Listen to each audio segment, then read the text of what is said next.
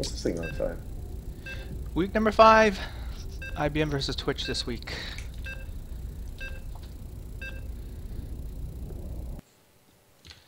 We have on the cast ATrain, myself as Variance, and we also have Osiris here.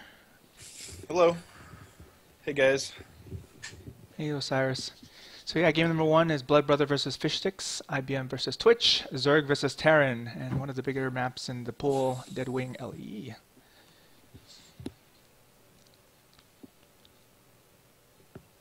Loading, loading, loading. We have Platinum versus Gold. Again, everyone who's Gold right now, I suspect used to be Platinum anyways, and anyone who's Platinum or Diamond here used to be Diamond or Master. Yeah, you can't read into these avatars too much because people aren't playing as regularly, and a lot of people have alternate accounts. But I did look at these players before the match started. Bloodbrother for Team IBM at the bottom of the map, the Blue Zerg player. Actually playing his first game in the After Hours Gaming League ever, and new to the Team IBM this year, so welcome aboard. Glad to have him along. And he was best ranked in Diamond, but currently ranked in Platinum, so welcome Bloodbrother and good luck. We have from Twitch TV, Fishstix, the Purple Terran, and I think I saw him as high as Platinum, so I think these players will be pretty evenly matched. Fishstix has been around for a while. I remember playing him in Season 2. So, a veteran of the After Hours Game League. Spawn locations on this map, they are going to be spawned completely vertical. You cannot spawn horizontally anymore. Or I guess you never were able to begin with. I think the positions actually probably favor the Zerg player slightly. I don't know. It depends on what Bloodbrother decides to go with, what kind of composition. Only 2 Zanal Naga watchtowers, but there's a lot of open space on the right side here with a couple expansions, so this Zel Naga watchtower will be pretty important for this game. Looks like we see Fishstix going with some gas. He's probably going to open with the Reaper, which is the metagame right now. And Bloodbrother is going to go hatch the boar pool. Very safe, well, relatively safe, and also the meta. Yeah. He does get the early gas, and I like that play. You can invest the gas into early speedlings for map control. You don't have to keep mining from the extractor. You can just get the first 100 and cut your gas and start getting minerals. But having that speed is really effective, especially because Reapers are just so fast. We do have that one opening Reaper, and Bloodbrother's, once that spawning pool finishes, he'll want to get that queen out quickly to try and minimize losses to his drones.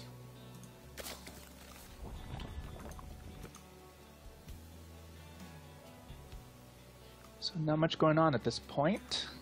And of course, because it's like only about 3 minutes in the game. Of course, if we were playing Legacy of the Void, with the changes they were announcing, this game would have been probably in early mid-game or late early game already. Because the fact that they were starting with so many workers. At least that's what they're proposing. Oh yeah, I forgot about that. Speed the game up a little bit. Yeah. So Fishstix using the scout to find out that there's not horizontal. He actually doesn't know about these spawn locations. No. pulled an ATrain out of his hat, but he is going to get lucky with the Reaper scout. There is a queen and 4 Zerglings on the way, so he might be able to kill a drone here or two. Bloodbrother trying to pull the drones away and actually trying to make an extractor trick. Oh, but he picked the wrong one.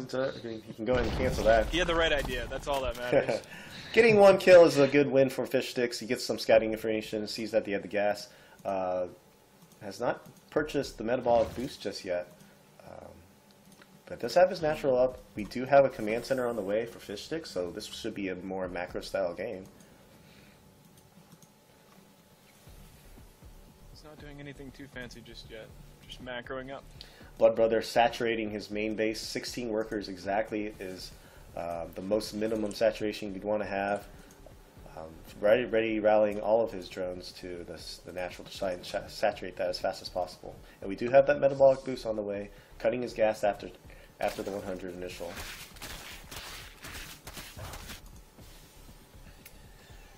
Fishstix with a bunker at the natural should be pretty safe from any early aggression. using the Reaper, not for map control, just kind of hanging out in the base. I would usually probably put that in the Zonalga Watchtower, I guess, until you see the speedlings. And Bloodbrother going to go ahead and start getting working on this destructible rocks over here, so he can get to this expansion as well for later.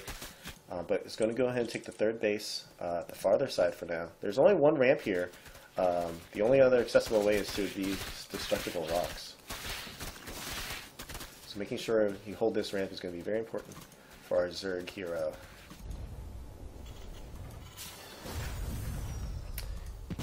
Command center has completed for Fishstix, and you can go ahead and start getting some more CVs there. The worker count right now actually in favor of Zerg. Just trying to macro heavily behind that fast expand. And Fishstix transferring some workers over. We do not have any factory tech yet, so this is very standard play. We have some Marauders, so going for a Marine Marauder ball. Marine Marauders might be good, but if Mutalisks come to the party, we're going to have a transition right away. Reaper trying to get some... Gonna have some problems. That happens. Reaper trying to get some scouting information. Not going to really see much. It's just a bunch of drones at this point. But Fishstix might be happy to see that there's no early aggression coming anytime soon.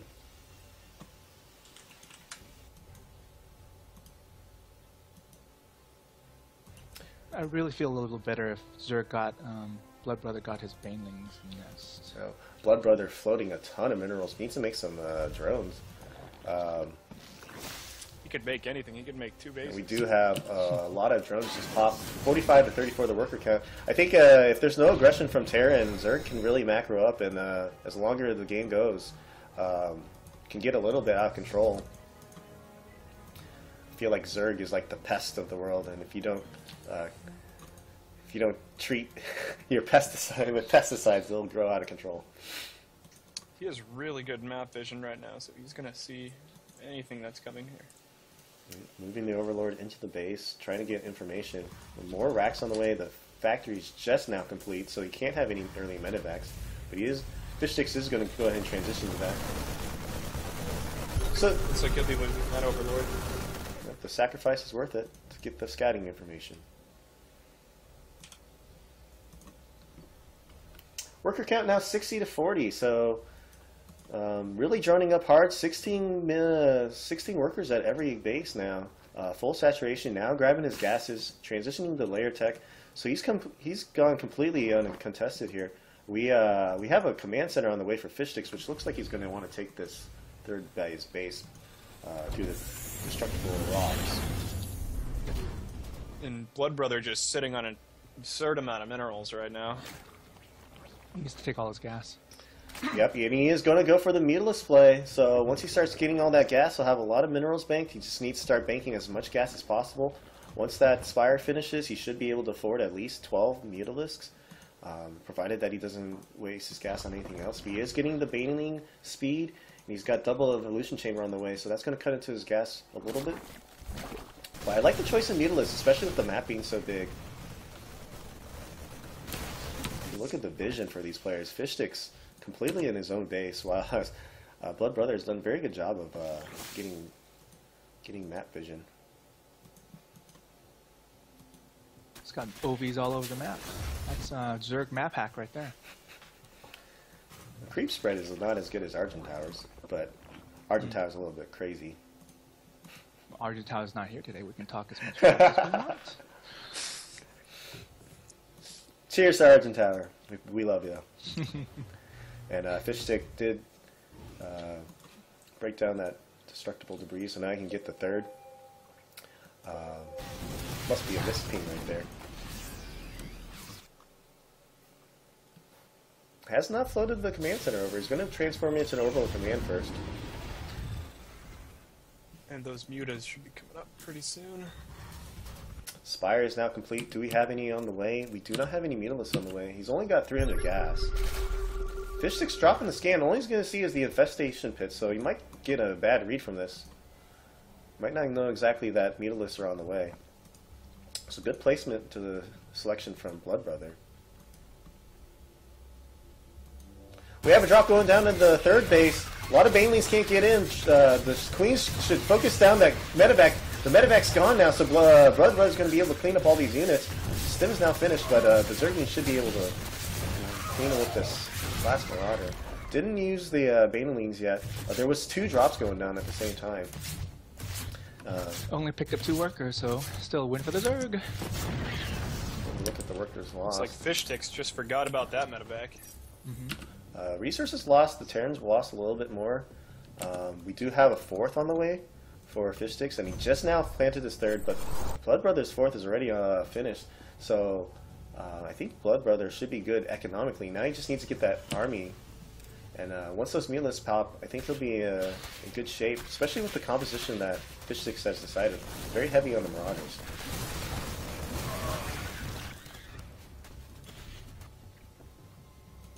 We have a transition into Hydralisks then. Hydralisks are an interesting choice. As long as you can get around the siege tanks, you should be alright. But those siege tanks, if there's a high number, I'm not sure if the Hydralisks will work out that great. But Hydralisk very high so DPS. Muta's trying to sneak in the back door. Voids 1 turret.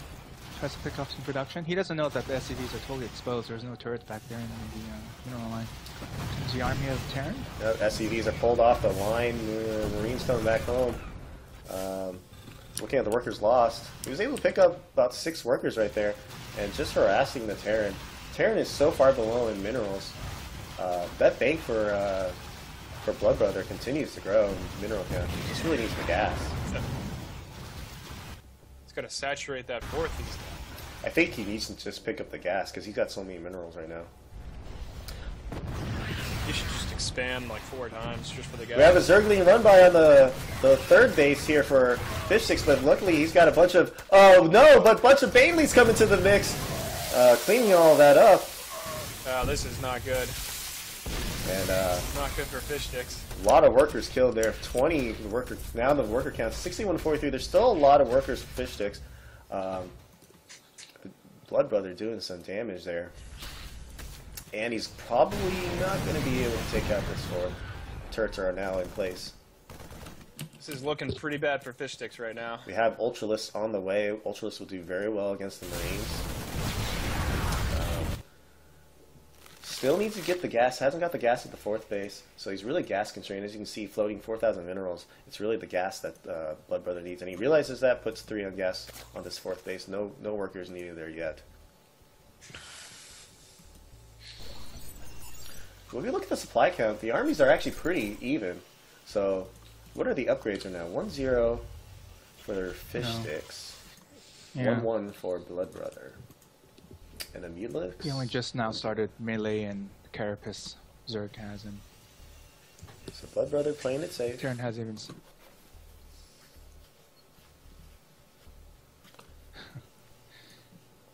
We do have the double engineering bay, but because that armory is not finished, we can't start the level 2 production just yet.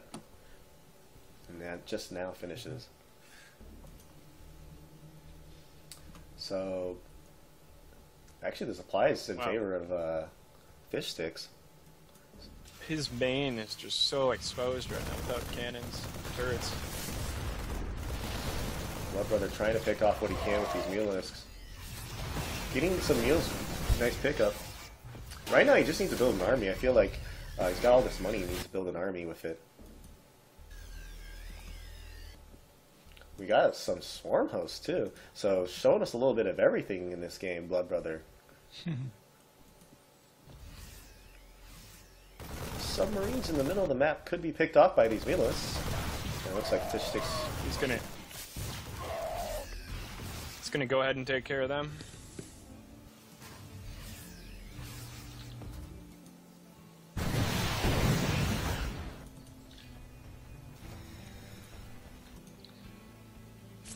Bloodbrother mostly just relying on using his units, not actually producing anything. Both these players kind of in a standstill in production. Oh, we have a supply block from Fishstix, so that's going to hurt him a little bit. He needs to throw down a bunch of supply depots. Well, he's going to lose a lot of supply right here. Baneling's taking out his own Watch Tower. Bloodbrother actually, I wonder how many larvas he's got stocked up. Because if he loses his arm, but the swarm hosts are now going to start going to work. Ultralisk going up the ramp while the swarm hosts go for the fourth. And the Ultralisk doing a lot of work. SCV's pulled off the line and losing a ton of workers there. 12 workers lost. You could probably move those swarm hosts up a little bit there. Swarm host so annoying. Heart of the Swarm. Units are for free. And you can't see these swarm hosts unless you have protection. It's really hard to come back versus too many swarm hosts that are placed correctly. This drop down scan is trying to focus fire down these swarm hosts, but the Ultralists are getting into the party as well. Shooting away these Marines.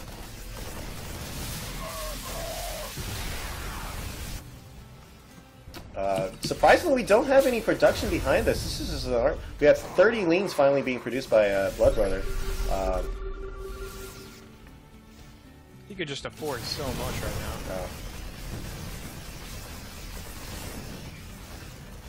now. I think he used up all his larvae.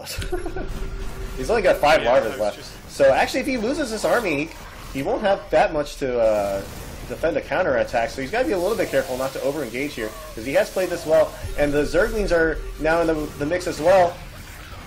The Swarm Hosts, unfortunately, don't fire too frequently, but I think this might be enough. All the rolls for this are now finished. And just the Swarm Hosts remain. A lot of Zerglings on the way as well. A couple of Infestors would have done really good wonders if they could away with fungal growth then. As you can see, Fishstix really mineral constrained now. He's on, let's say, 2.5 bases right now. I don't know if Fishstix missed microed here, but it looks like he's got a medevac with the And he's going to try to engage with the Banelings over there as well. Can they get the hit? Running back for their lives. Doesn't look like... Fishstix is a little bit contained right now. Really, it's just the macro of Bloodbrother. He's finally maxed out. Oh no, it doesn't look like he sees this coming in. Maybe he does. Got 10 Ultralisks. 10 Ultras with chitinous plating. 15 Hydralisks as well, so using the Hydralisks... Oh, these tanks. Once the tanks are gone, these high BPS. These tanks. Able to take out the 2 tanks. One remains, just Hydralisk on the left. Once the Ultras show up, should be in pretty good shape. Oh no. The workers are 55 to 41, but the fact that Bloodbrother has this extra base, whilst Fishstix doesn't even have the 4th yet, I think Bloodbrother should be in pretty good shape. His army is almost double the size of the Terran army, and those Ultras will probably be the finishing blow. So we'll see how this plays out once the game resumes in 3, 2, 1. Yeah, if you can get those Ultras there before that army hits his swarm host, this could be a good game for Fishstix. Looks like he's gonna be able to pull it off, though.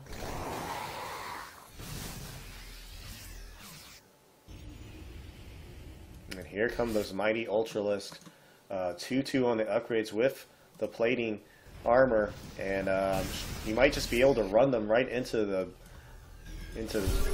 base of Fishstix here. And here come those mighty Ultras. Nope. He's going to try and make sure he gets the proper engagement, but I think he's got enough. So many Ultralisks, and they're just so powerful. He's trying to focus down as many as he can as quickly as possible, but the Ultralisks just clean up everything. And Fishstix, not much of an army left anymore. Trying to siege up some more tanks, but there's just way too many Ultralisks here.